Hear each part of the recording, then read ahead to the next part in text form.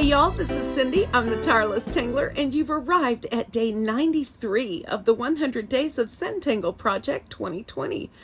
Thank you so much for being with me today. This is our last week, and I have a lot of feelings about that, and I know you guys do too. I want you to not despair. I have made the decision that I have a whole lot of videos that I need to get out there. And so for now, my plan is to continue to do one a day. They may not all be tile type videos. I have some beginner videos that I'm wanting to make about materials and things like that. But overall, I have a whole lot of material I want to get out there. And so for now, I'm going to continue to release a video every day, and let's see what happens, okay? Don't give up on me when we get finished with the 100-day project.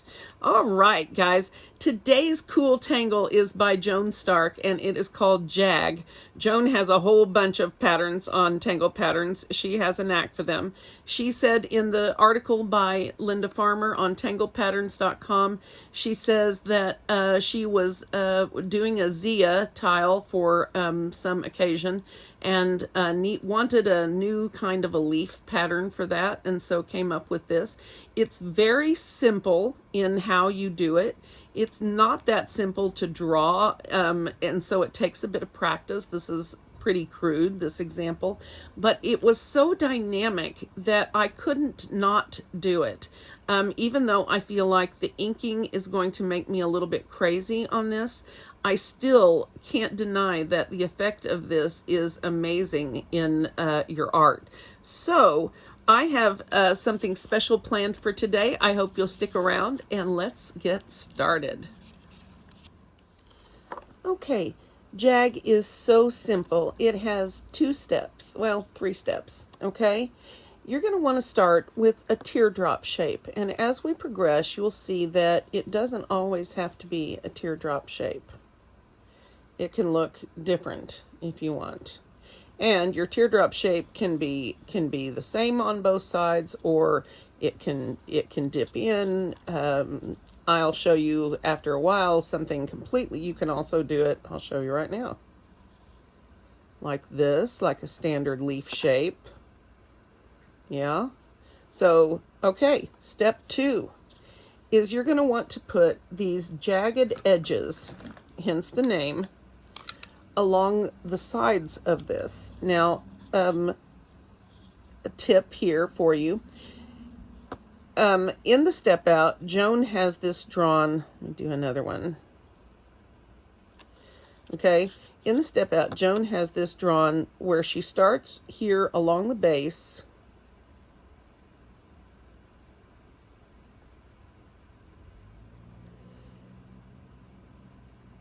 Something like this. And then it's blacked in.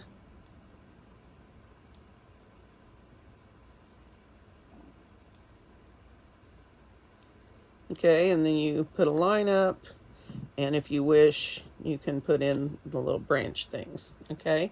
And that's essentially the tangle. What I discovered as I practiced this was that is okay, but when you're working really small, it's really difficult to get a good look from that.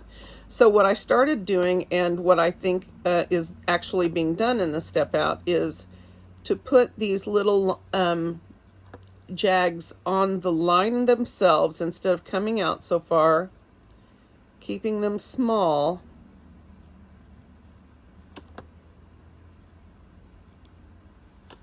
And I'm going to turn my tiles so that my jigs and jags all sort of point the right direction. Okay.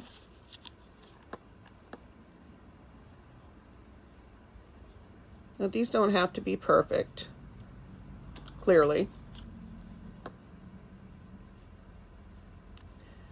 I hesitated to do this tangle, but could not resist it because of how dynamic it looked. I felt like it would make me crazy to do a bunch of these in a row. Now in the step out, her teardrop shape has the base left open. You do not have to do that, as in this example. Okay. And then you're going to black each of these. And what I found was in the inking, oops, having a little trouble with that one. In the inking is much easier to ink these and not get a big mess when they're small like this.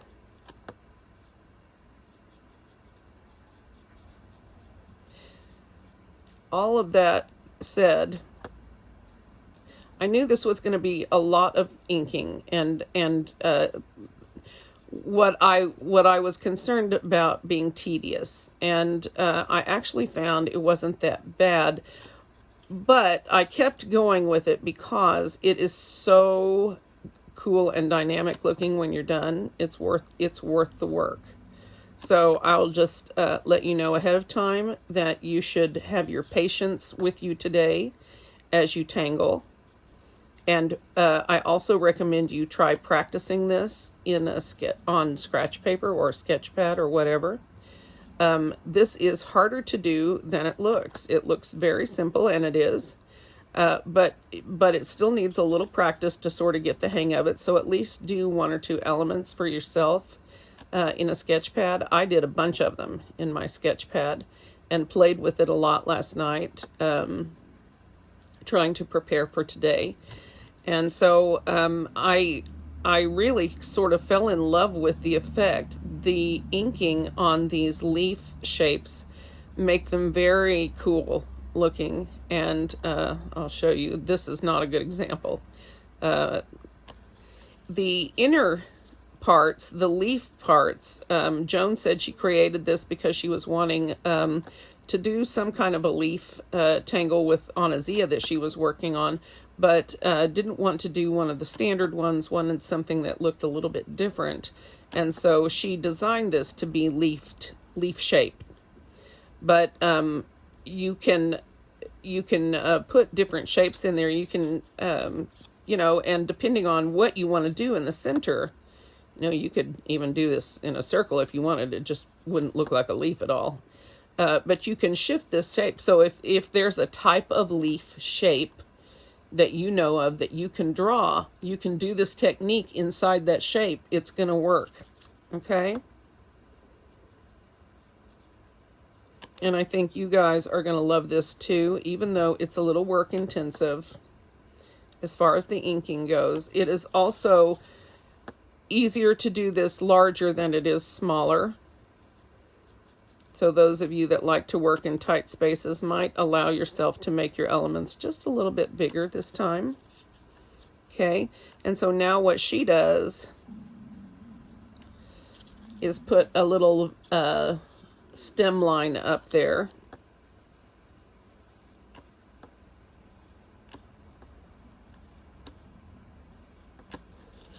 And she puts some, and you can do these on one side, or you can do them on the other side too.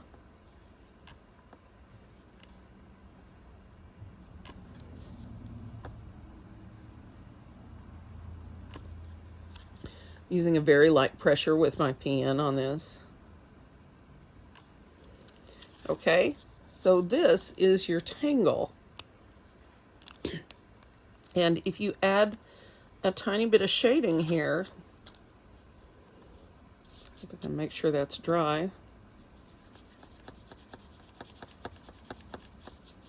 Just along the spine. And you can pick one side over the other, or you can sort of do it down the center, whatever you like. Find something to blend this with.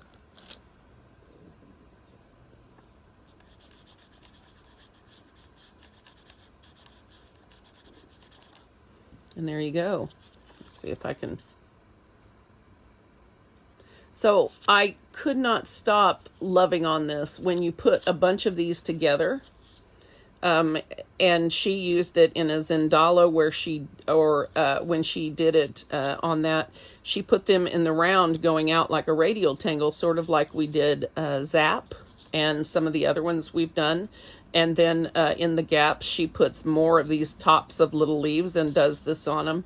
And it's a very cool effect. So you might want to check out her art on Tangle Patterns. And I have a special project for my tile today. So let's get started. Okay, so I'm going to draw a JAG in, and if you are uncomfortable with grid pattern, or sorry, if you are someone who is uncomfortable with the organic thing, then let me suggest that start in one corner, whatever you are using for your design. Start in a corner, a space where you can begin, okay? And then just start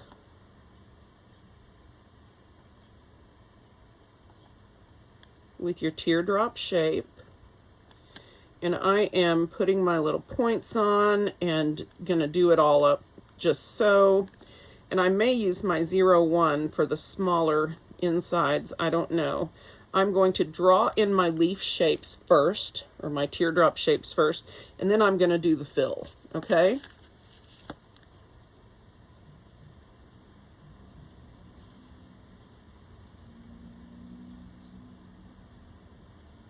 Okay, and not all of mine are going to be the teardrop shape. Some of them will,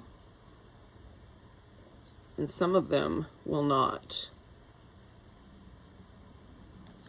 This is almost like making one of those OG grid things, isn't it?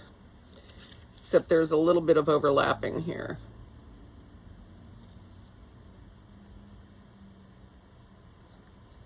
Okay.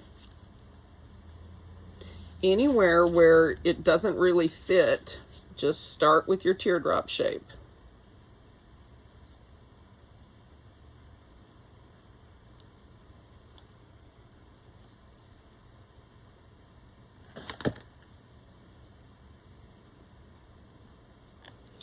Now, if you want to, you can just put partial ones in, okay? Just the tops, like that. You can also put them perpendicular to a line and do them like that. It's not really what I want to do here, but I might try something different on this side. Let's find out what happens. Again, when you're not sure in an organic type pattern, just find a gap where you want to start. And work with the shape that's there. If you can't fit the whole element in, then don't worry about fitting the whole element in. Stick it in behind like that. Now, these are all going the same direction, and that's fine, and I probably will finish out, let's see, over here.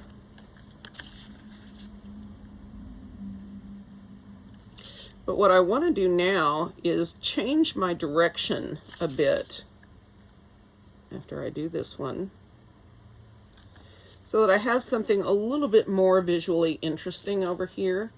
I could turn my tile like this and go back up this direction and have them sort of meet and overlap in the middle. I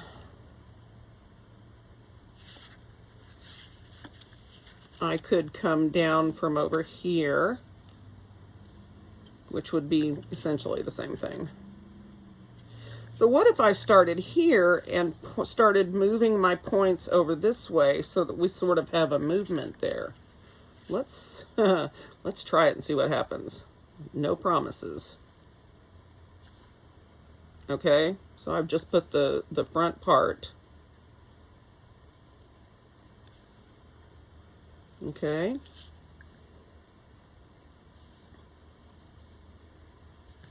So all I've done by doing this is create a little bit of movement and change in this. And it will just be more interesting, I think, when I get finished.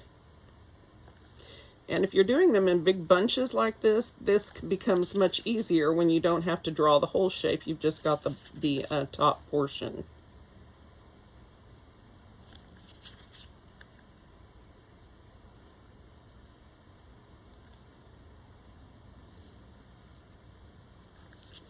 And this actually makes it fairly easy.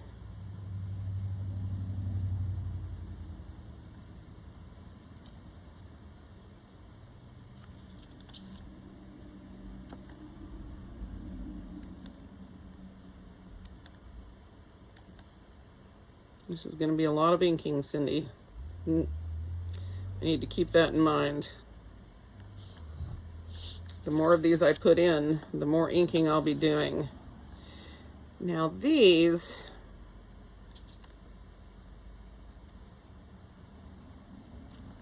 we might put a fill in here.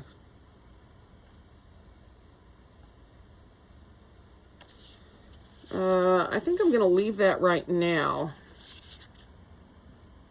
I'll probably put some orbs. Let's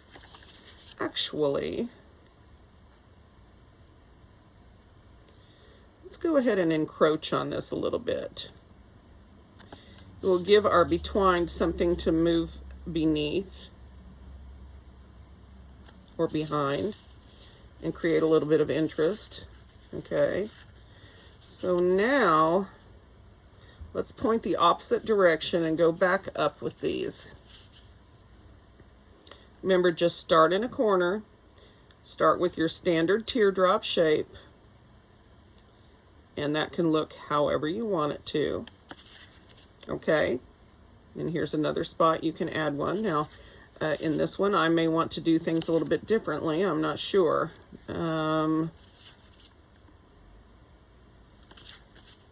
Let's do this one like this.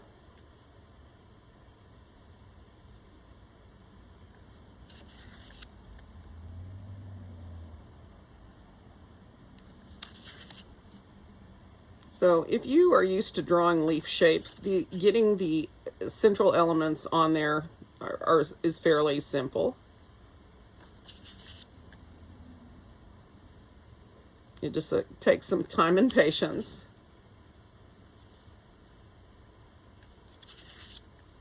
I think this is going to be extremely dynamic when we get the inking done on the leaves. I'm going to call them leaves because we all know that's what they are. It can be non-representational all you want, but they're still leaves. At least mine are going to be leaves, and that's okay because I can make them whatever I want, which is the beauty of this. The patterns themselves are non-representational, but if you want them to represent something, there is nothing wrong with that either.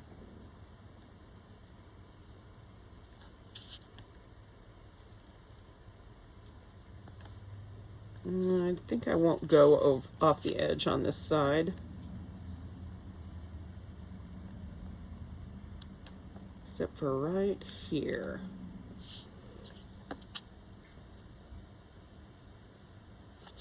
Okay, now, lots of spots for fun here. Just going to add some orbs in here. Sort of finish this off.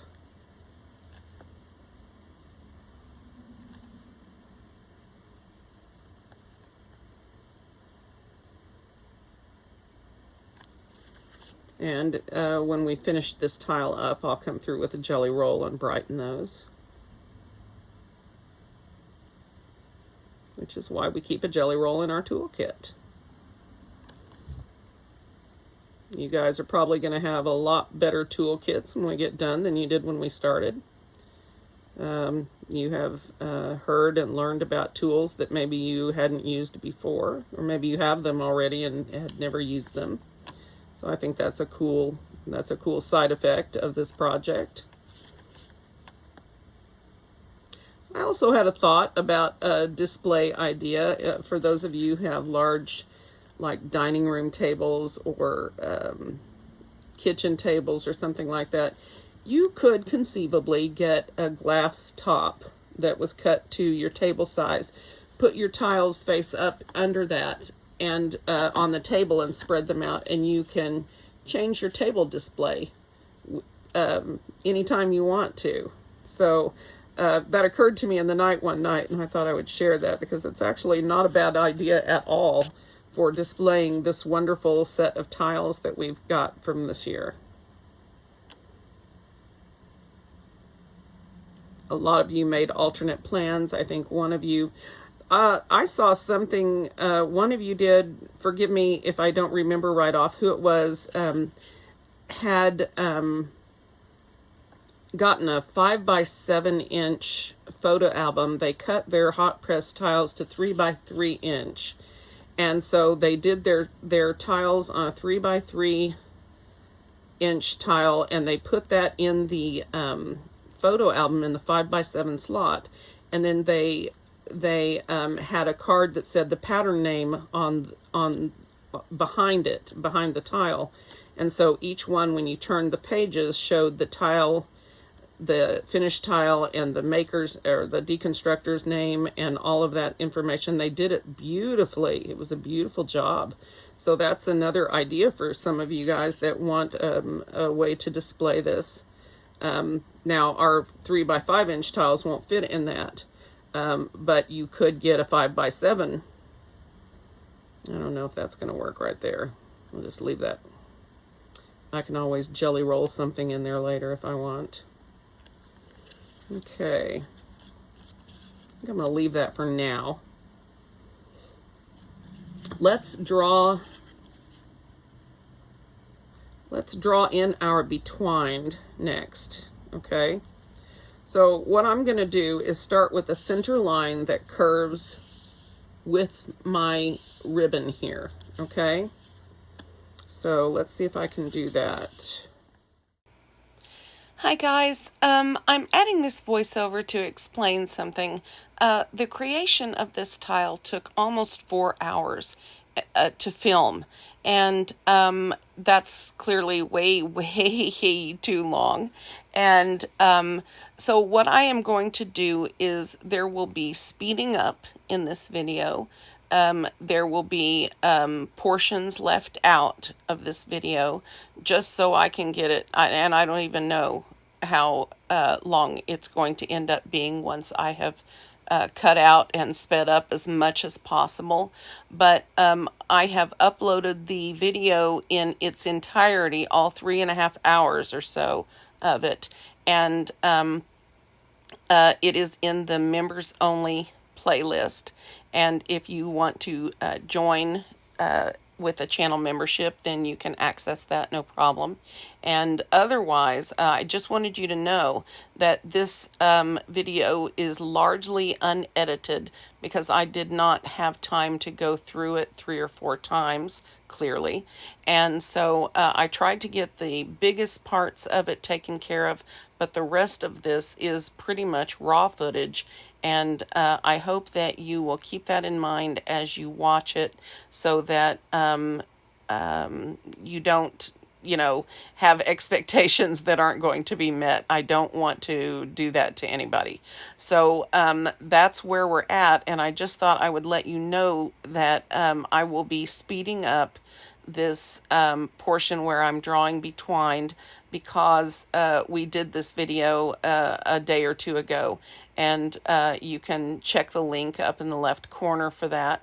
And so you can watch that video at your leisure and see how this tangle is made. And I'm not sure this will be a very good version of it for you to learn anything from, as I really skew it to fit in this area.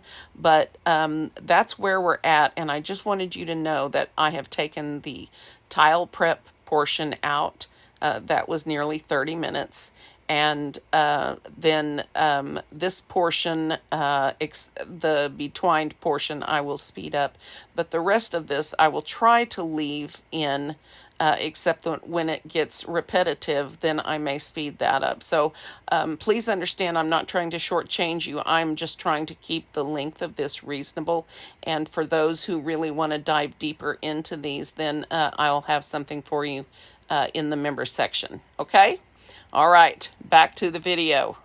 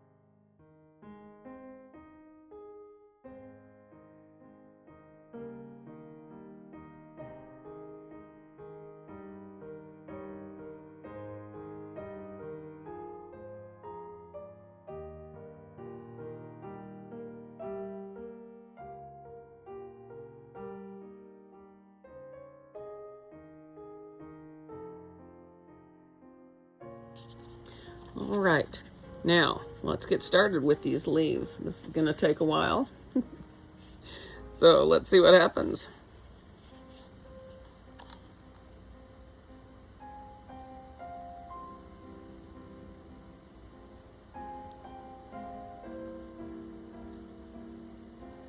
I think I will probably fill as I go.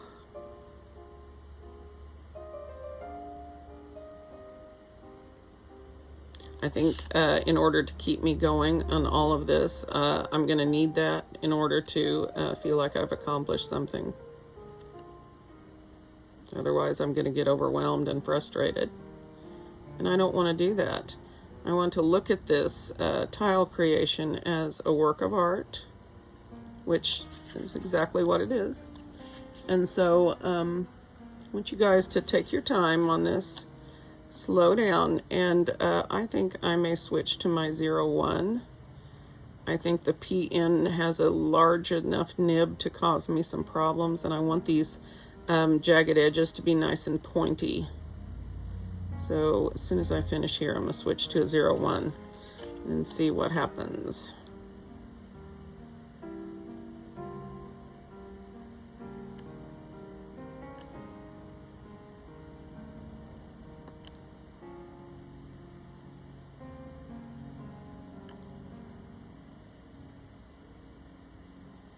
Like that. Very nice. Okay, let me find my 0-1 and we'll get some more of these done. This is probably going to be another thing where I'm going to speed it up for you, so let's see what happens. Nice and sharp. Make them small, make them touch. Okay, so this is overlapping, right? This leaf is overlapping this one. So I'm not going to put my jagged edges up here, but I am going to put them right here. And by skipping that spot, we're going to enhance the feeling that they are overlapped. And since I have a whole bunch that are going to be overlapping, then this is something I'm going to have to keep in mind and remember. Now I'm going to, on the bottom part, going to go ahead and make my jags come all the way over. Yeah, the 0-1 works much better for this. Okay.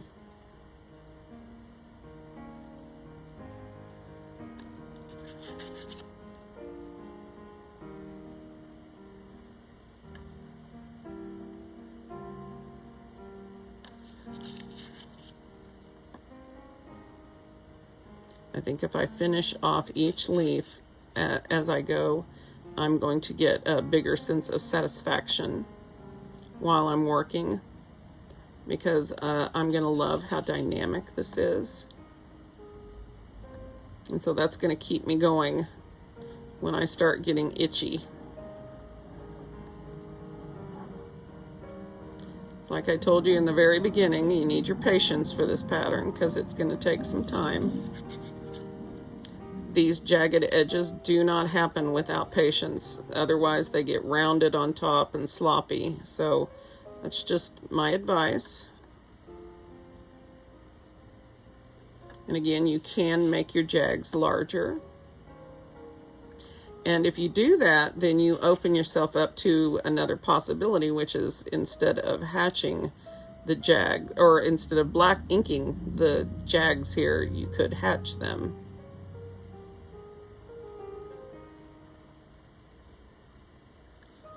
Okay, so that looks good. All right, let's see, where would this come from? And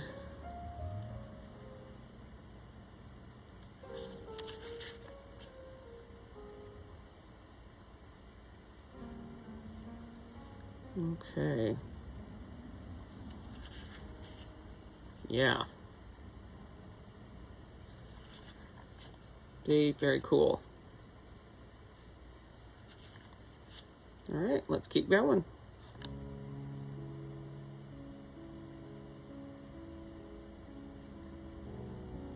Oh, whoops, I shouldn't have done that. Well,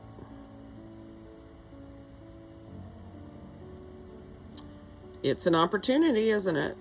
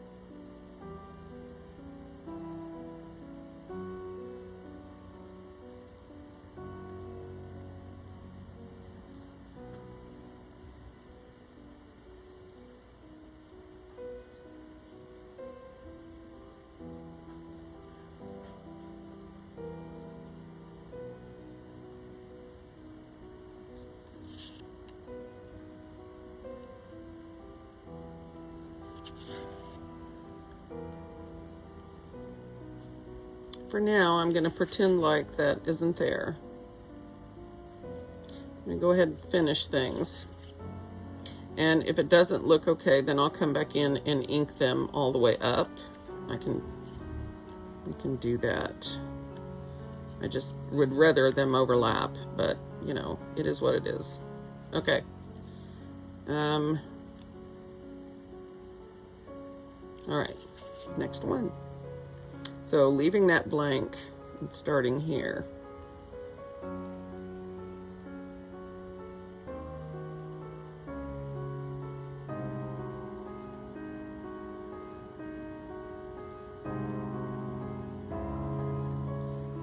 It usually helps me if I have a JAG across the tip, because it helps me keep the rest of them going the way I want them.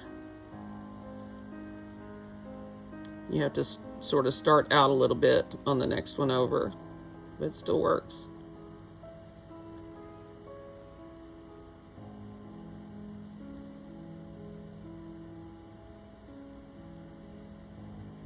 I think you'll be surprised by what happens when this is done.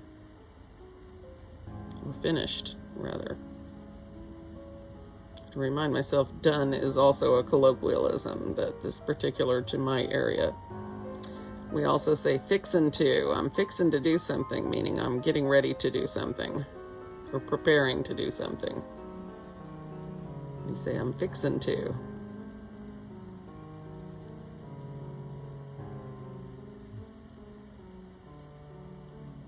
And that's something I say a lot. All right. Ooh. Clean this nib off a little bit. It might have gotten dirty. If your nib starts skipping like that, then turn your paper over to a clean spot. Now, even Inktense is going to leave some sort of gritty residue on your background. And so normally I don't have a problem with the ink pens working on it, but you know, it's still something else on the surface. Well, I'm leaving it. I'm not going to fix it. Okay, let's do one of these. I think this is going to be really cool looking. What do you guys think? And for shading, I can use like a peacock green very thin in here just along the center. I think that might pop it up really well. So let's keep going. It's going to be a long one. I'll speed it up for you.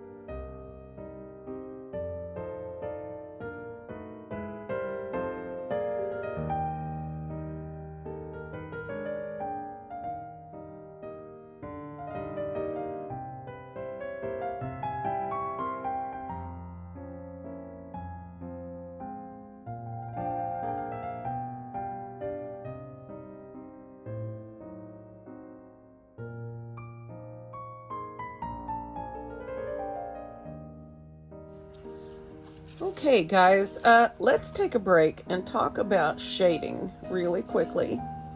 On this, you've got some options here. This is tiled enough or dark enough, colored enough for me to be able to use either white charcoal or my white Prismacolor. So let's try this out. Yeah, that's going to be great for highlighting.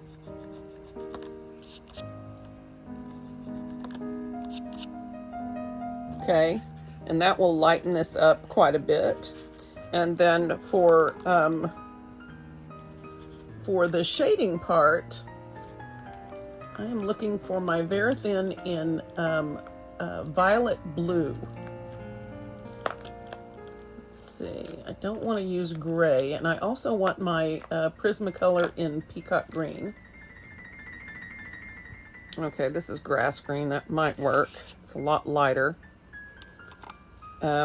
Let's try it out. Grass green is lighter than the peacock green. However, it's a pretty blue green. However, it really will go well. This grass green goes well with the color scheme in the background. So I may use this. What I'm going to do on these is I'm going to put in color right along the center spine and make it pretty deep.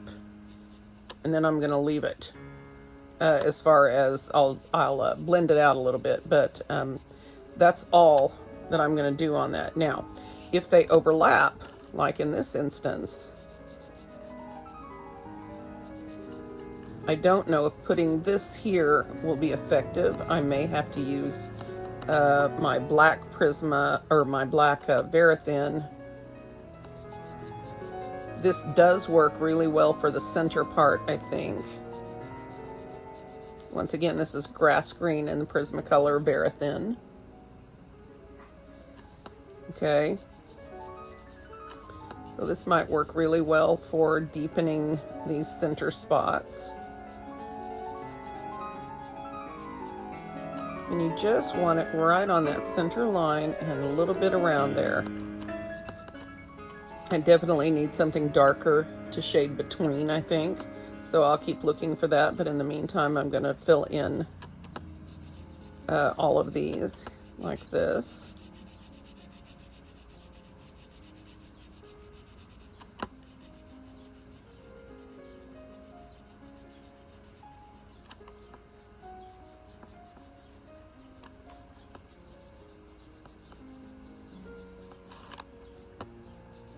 This really accentuates the feeling of alive, I think.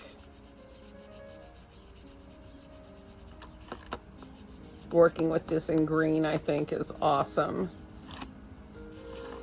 It sort of works with the pattern together to make the magic happen.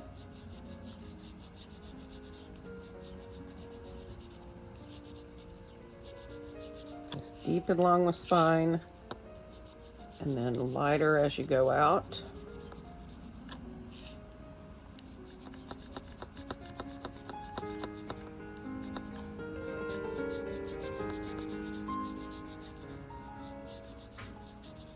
This is really effective, I think. Yeah, I like it. I like it a lot.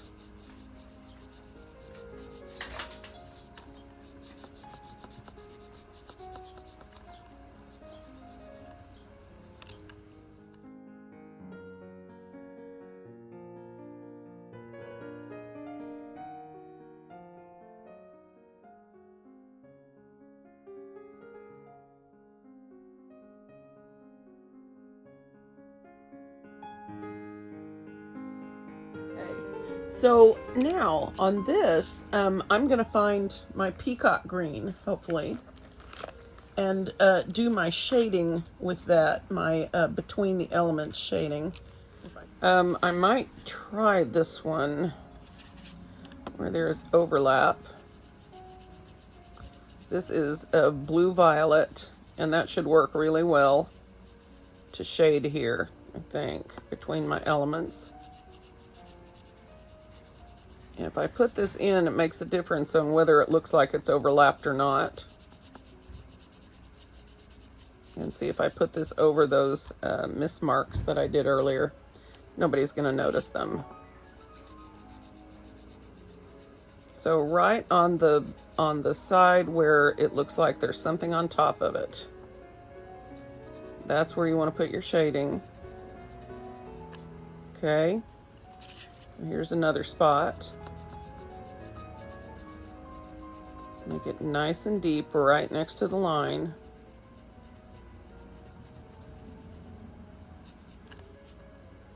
Okay, here's another spot. Just go through everywhere you see any overlapping. If you have left off your little jagged edges anywhere, that's a space to, that's a place where you can shade.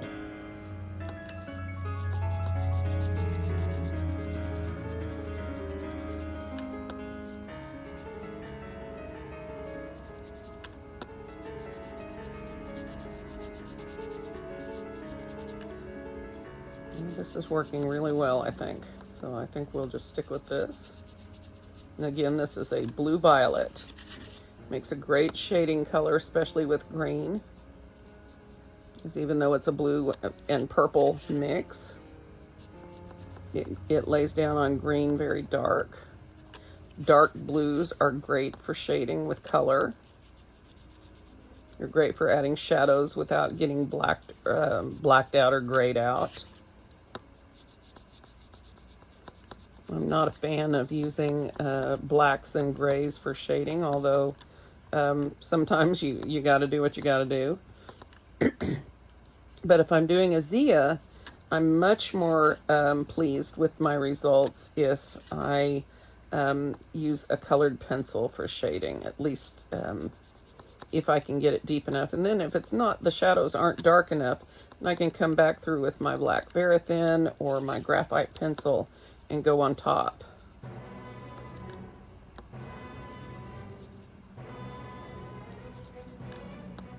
Okay.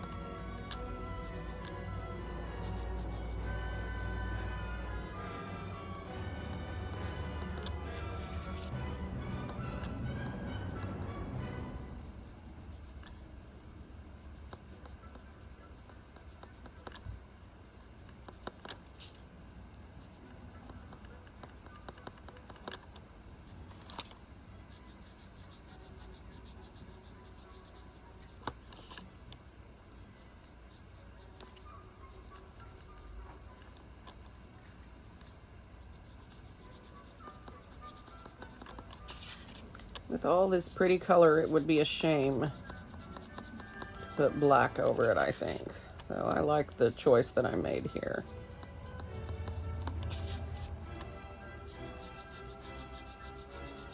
And again, we can blend out this pencil really easily. It gets me a nice dark shade without adding black.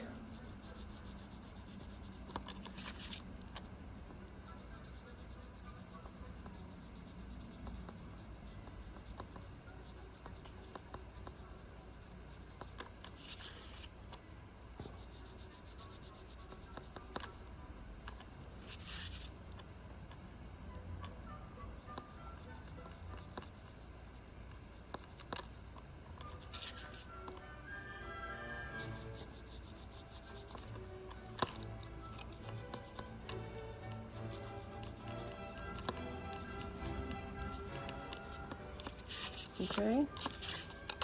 All right, so that's how I'm going to shade this. All right. Now, on here, I'm going to take this same blue violet, okay, and I'm going to use this to shade these overpass things where the top element seems to be going over the bottom. As you can see, this color is going to work really well for shading on this too. Okay, so I'm going to go through and do that very quickly, at least in a few spaces, and then finish it off and show you how that's going to look.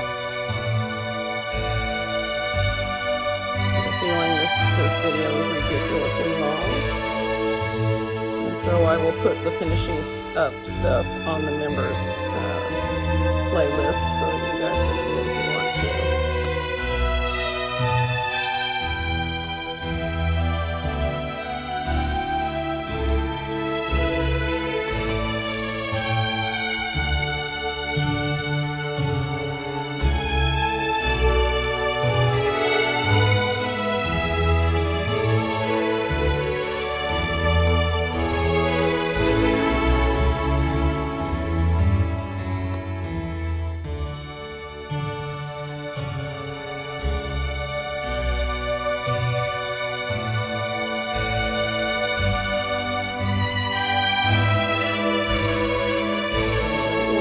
How dark this is either. We're going to brighten it right up. It's going to go from sort of dark and scary looking to very vibrant. I hope. At least that's my intention. But you can't always get what you want, can you guys? But if you try sometimes, you might just find you get what you need. Sorry. Got a rock and roll moment there.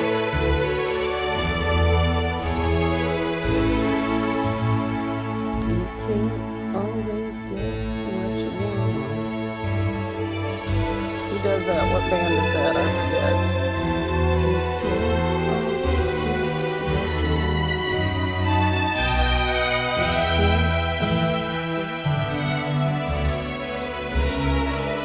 Try sometimes.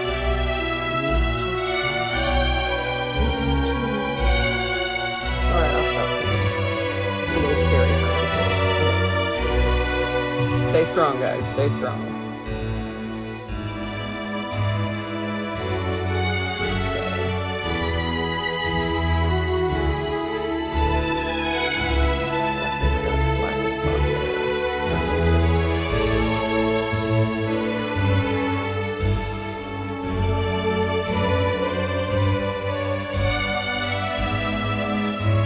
See how much dimension that adds on this. See, it's incredible what a little bit of shading will do for your art. So, you know, don't ignore it.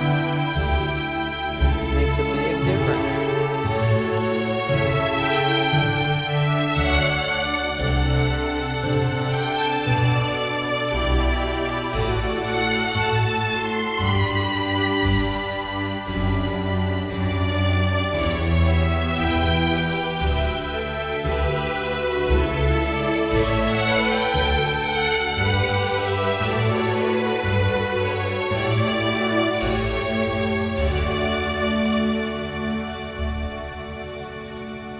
This is going to go from flat and kind of cool to really very cool and dimensional.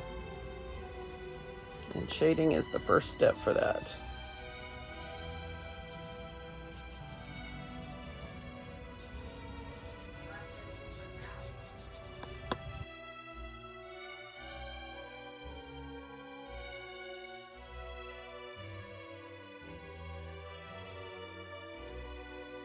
All right. So I've gotten a lot of these. And now I'm going to come back through here with my white Prismacolor. I think on this particular thing, that's going to work a little bit more effectively than my white charcoal, although that's fairly effective.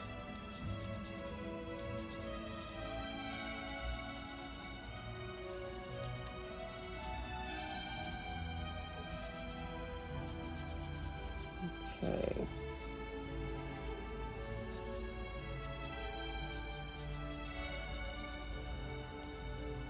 All right, wow. I really like that. Okay, so let's brighten it now just a little bit with our Prismacolor, the white Prismacolor.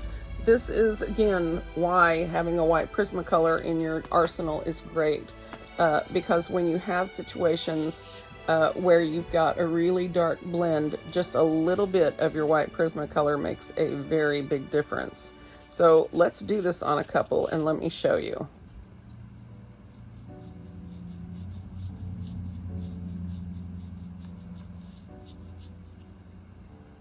Yeah?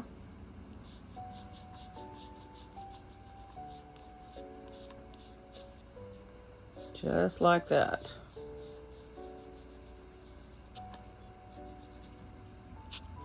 This accentuates the shading and the overlapping. It lightens and brightens the design. Now you may want to go over some of your pen marks once you're finished with this, but you don't have to. The point of this, again, is to lighten, brighten, and accentuate the overlapping.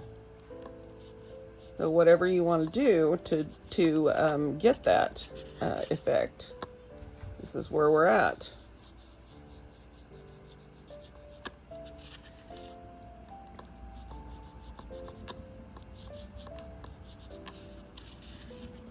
Now look at the difference on that. Let's zoom out a little bit. That's incredible, isn't it? I love how this looks. I think this is going to be a really dynamic tile. One of my favorites that we've done. And I really like this. I know this has been work intensive. And one reason I am wrapping up now is because I imagine we're at the 2-hour mark. And I still haven't even started on the other side. So I wanted to hit the shading with you.